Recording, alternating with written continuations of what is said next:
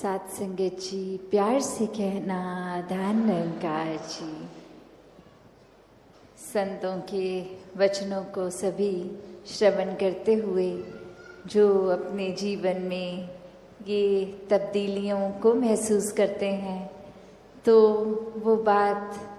यही है कि ये वचनों को सिर्फ कानों से नहीं सुना, सिर्फ ये श्रवण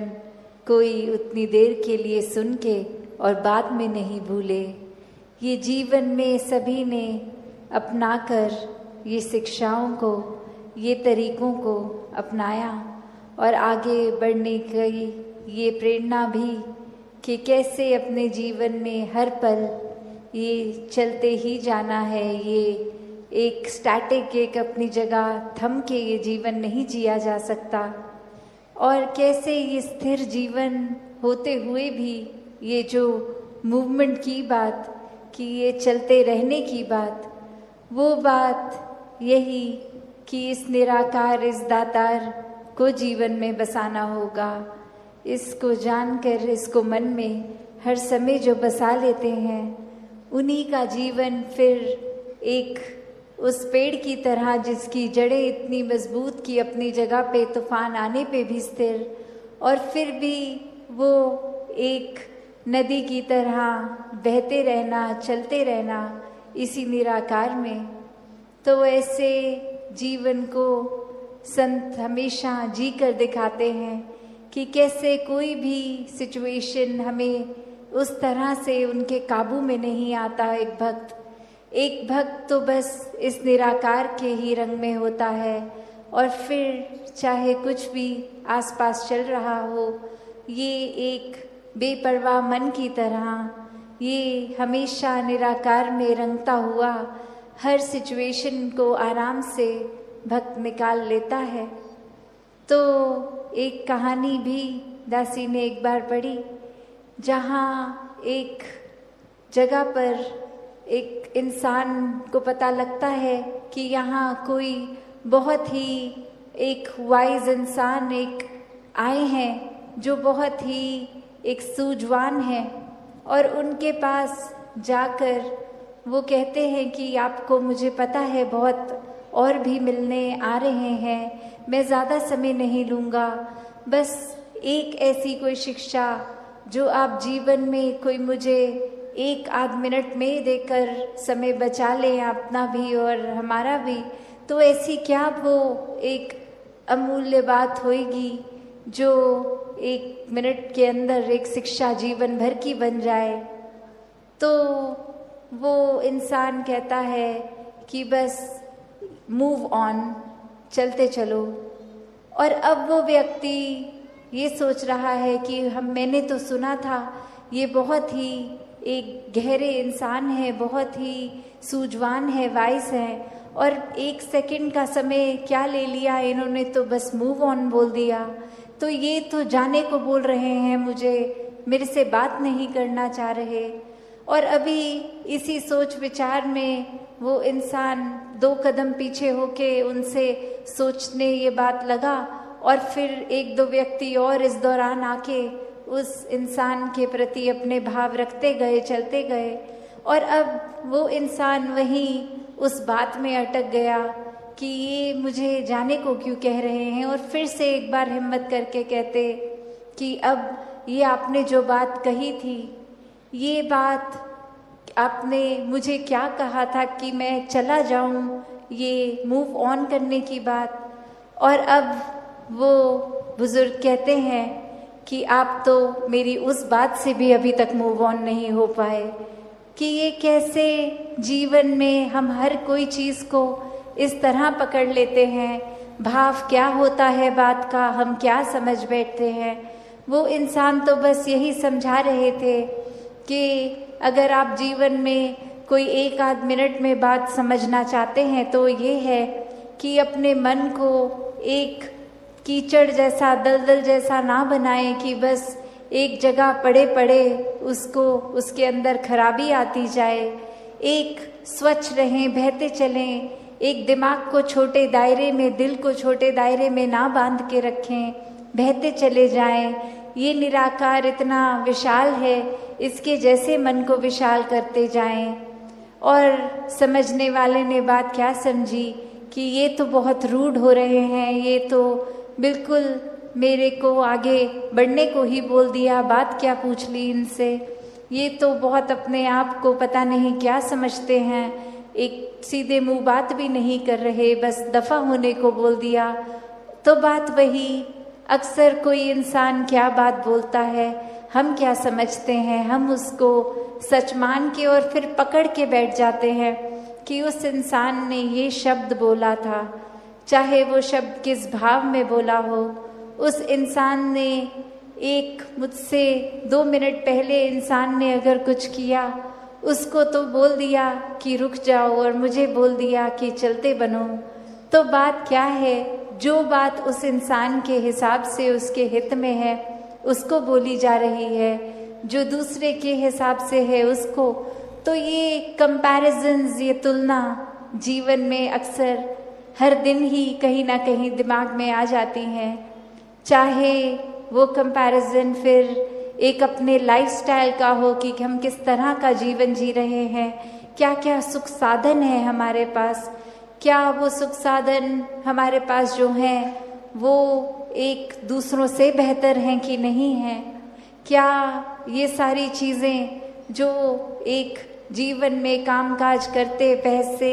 एक संभालते हुए, खरीदते हुए चीज़ों को, एक घर बार, एक माया रूप इकट्ठा कर बैठे हैं, क्या ये इसकी प्रशंसा की जा रही है औरों द्वारा, या फिर क्या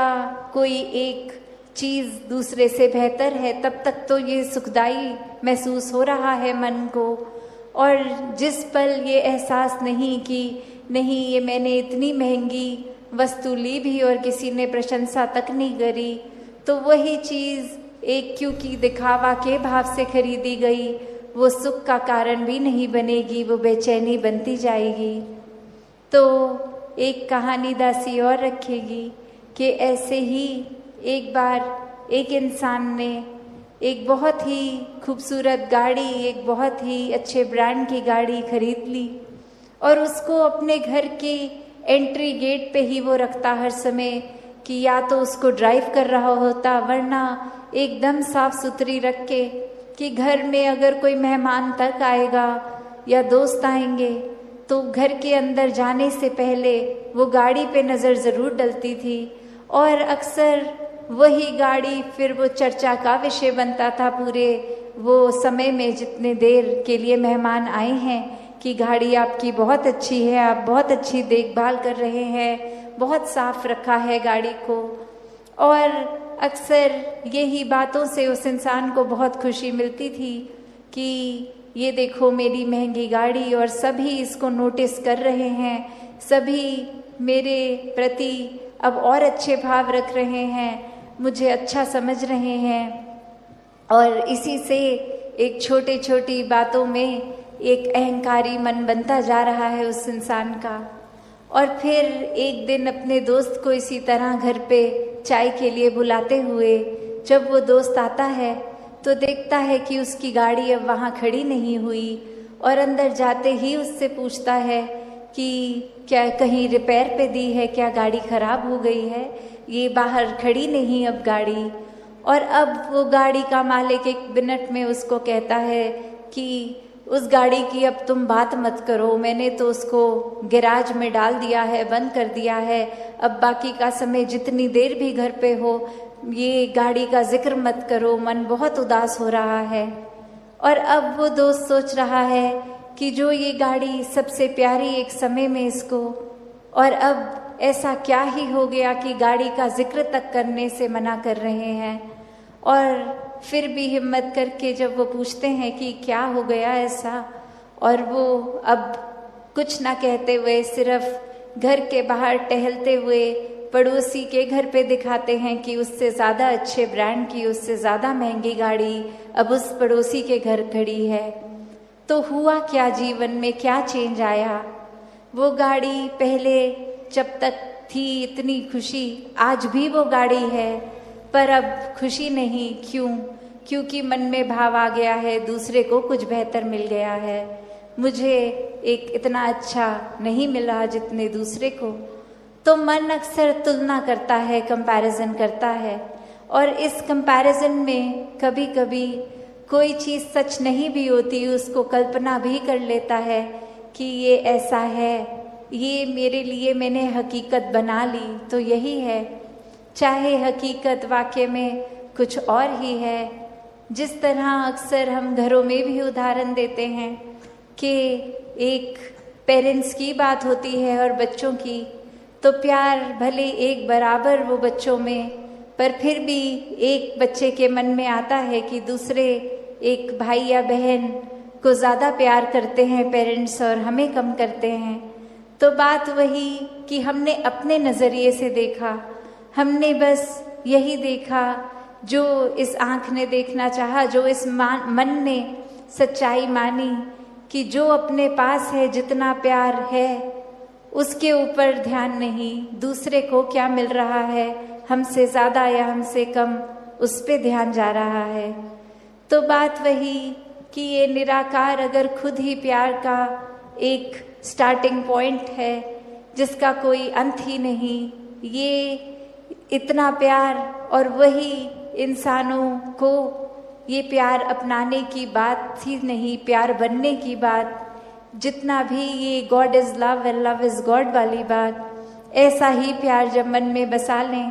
तो फिर तो बिल्कुल भी एक अलग अलग करके किसी को देखा ही नहीं जा सकता। ये बराबर का प्यार, एक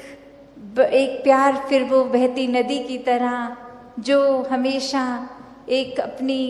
पूरी एक अपने आप को समर्पित रूप में देकर बहती जाती है। तो उसमें ये समझ लेना कि कितना प्यार हमारे हिस्से है और उस प्यार का हम क्या कर रहे हैं। क्या वो प्यार को फिर हम एक नफ़रत का कारण, जेलसी का कारण या फिर एक अपने छोटे होने का कारण मान रहे हैं कि दूसरे को ज़्यादा मिला तो हमारे हिस्से कम आया, या फिर जितना है जो है वो दूसरे को क्या मिल रहा है क्या नहीं, उससे एक बेपरवाह होके जितना हमारे हिस्से प्यार है उसको पूरी तरह जिएं, उसको खुद भी महसूस करें और आगे भी बांटते जाएं। साथ संगत जी, धन निरंकार जी। साथ संगत जी, प्यार से कहना धन निरंकार जी। मिशन की हिस्ट्री, मिशन की आइडियोलॉजी के कैसे एक संत जो ब्रह्म ज्ञान प्राप्त करके अपने जीवन में गुण जो एक एक के होने चाहिए और रोल मॉडल्स के रूप में जितने भी संतों का नाम आज भी सुना, या ये एक परिवार जो आज की डेट में मिशन इतना बड़ा कि एक एक का नाम भी लेना वो पॉसिबल नहीं है। सब अपने आप में पूर्ण संत किस तरह एक भाव मन में इस निरंकार की याद रखते हुए, सेवा का भाव लेते हुए, समर्पित अपना मन लेते हुए एक जीवन को जो एक पल पल में किस तरह इस दातार को ही समर्पित अर्पित होते हुए अपने मन को जो जी रहे हैं, और किस तरह चाहे वो जगत माता जी का नाम लिया गया, शहंशाह जी का लिया गया, और किस तरह राजमाता जी, माता सविंदर जी, हर एक जिस तरह भी नाम हमने चाहे सुने हो, सद्गुरुओं के भी आज लिए गए और संतों के भी उनके साथ ही लिए गए, कि ये भाव मन में कि ये दृष्टि जब ब्रह्म ज्ञान की एक जीवन में आ जाती है तो एक दशा और दिशा ये एक हो जाती है। जब इस एक को जान लेते हैं, इसी की ओर, इस दातार, इस निरंकार के तरफ मुख रख के मुख उजला जब हो जाता है तो पल पल में ये ब्रह्म ज्ञान जिया जाता है कि सिर्फ ब्रह्म ज्ञान ले लेना ही मुक्ति का एक फाइनल नहीं, ब्रह्म ज्ञान जीना पल पल। और ब्रह्म ज्ञान पल पल कैसे जिया जा सकता है, वो भाव की दिल को, इस मन को दातार के रंग में हर समय रंगा जाए। ये जो संत हैं, महापुरुष हैं, इनकी चरण रज, इनके जो भी बातें सुनने को मिल रही हैं, इनसे शिक्षाएं, वो सुन सुन के अपने जीवन पे सुधार करना। कैसे मन से सिमरन, पैरों से सत्संग और हाथों से सेवा, ये हर कोई जब करता जाता है तो ही ब्रह्म ज्ञान को जीते हुए, जैसे कण कण से शिक्षा लेते हुए अपने जीवन के हर पहलू में एक एक समय में उसको कैसे जिया जाए, उस घड़ी को, वो ब्रह्म ज्ञान जीना है कि जब इस निरंकार को याद रखते हुए कोई भी काम करेंगे, और वो सारे पलों से ये जिंदगी बनी है, तो हर पल में जब ये दातार है तो पूरी जिंदगी ये दातार है। तो बस एक कर्तव्य जो एक भक्त का रहता है वो यही कि हमने इस निरंकार को कभी नहीं भूलना। चाहे हम देश के तरफ भी नज़र डालें तो इंडिपेंडेंस डे, वो एक देश का आज़ाद होना, कैसे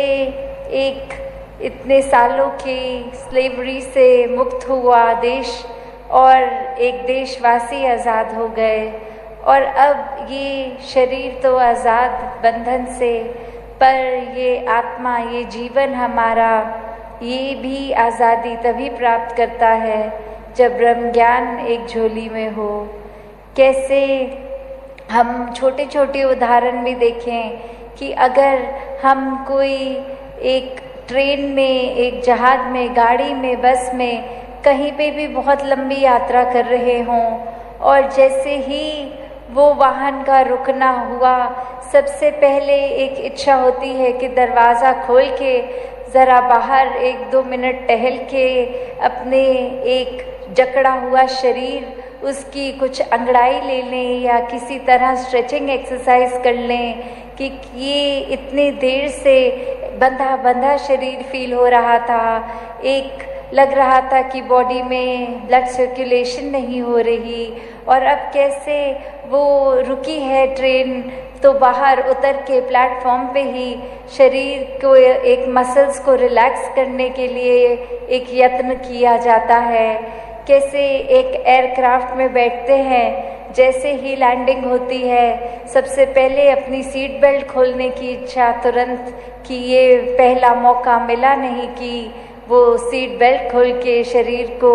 एक रिलैक्स किया, आज़ाद किया। तो जब हम ये देखते हैं कि पल पल में एक कुछ समय के लिए चाहे कैसे भी बंदिश आती है, एक तन हमारा वो आज़ादी की ओर, उसकी बंदिशों से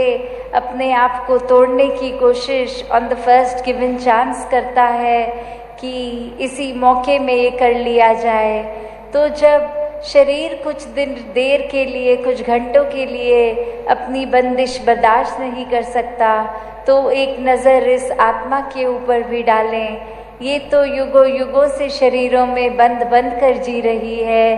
कैसे इसका एक फाइनल, इसकी आज़ादी हो।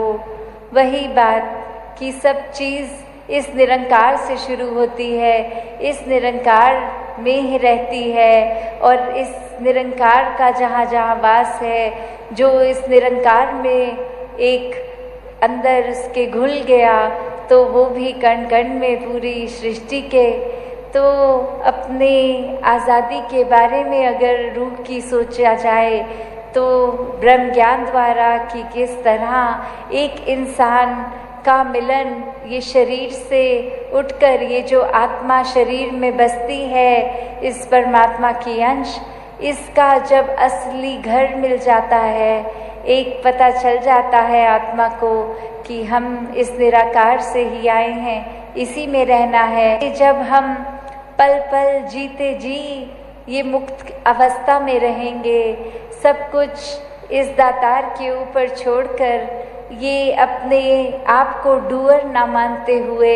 निराकार को ही कर्ता मानते हुए, इसकी हर रज़ा को खुशी खुशी सद्वचन करते हुए जब जीवन जिया जाता है तो वो एक आज़ाद जीवन, एक ये जीते जी जो दासी अक्सर कहती है कि जीते जी ब्रह्मलीन होने की अवस्था, कि जो इस संसार में चैन से जी गया वो ही ये यात्रा पूरी होने के बाद एक चैन से अपनी आंखें बंद करके मृत्यु प्राप्त कर ले। कि जब हर पल में ये दातार जीवन के याद है तो फिर स्वाभाविक ही है कि अंतिम घड़ी तक इस दातार ने याद रहना है। तो सब अपने विश्वास को जहाँ पक्का रखें, वहीं एक लेगेसी मिशन की इतनी स्ट्रॉन्ग, उस पे पल पल अपने आप को मिशन की हर सिखलाई पे, आइडियोलॉजी पे बेस करके एक जो इतनी सुनहरी हिस्ट्री रही है मिशन की, उसका पार्ट, क्योंकि आने वाले समय में हम भी हिस्ट्री ही बन जाएंगे, किसी ने हमेशा के लिए नहीं रहना। तो आज हम ऐसा इस मिशन को अपनी तरफ से क्या देन दे के जा रहे हैं। दासी हर किसी के लिए अरदास करती है अपने समेत कि निरंकार पल पल की भक्ति एक ज्ञानी भक्त की अवस्था बनाकर, इस प्रेमा भक्ति में हर एक को रंग कर, इस रूह को आज़ादी, इस ब्रह्म ज्ञान द्वारा